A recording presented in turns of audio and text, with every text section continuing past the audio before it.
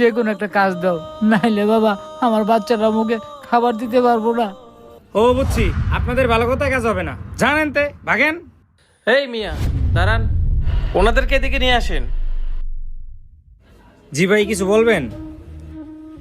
আপনি এই মুরব্বিটাকে ধাক্কা দিয়ে বের করে দিচ্ছেন কেন? আরে ভাই বলেন না, ওনার যে বয়স, এই বয়সে আমার হোটেলে কি এমন কাজ দিব? ওনাকে আমি এটাই বুঝাইতেছি কিন্তু কিছুতেই বুঝতেছে না। ওনাদের এত করে বোঝানোর পরেও বুঝতেছে না, তাই তো আমি বাধ্য হয়ে ধাক্কা দিয়ে বের করে দিচ্ছি।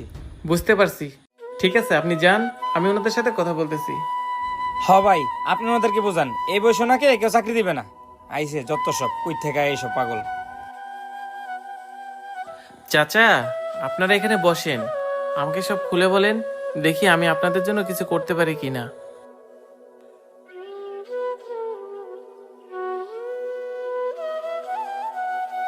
আচ্ছা চাচা, এবার আমাকে সব খুলে বলেন তো, কি হয়েছে?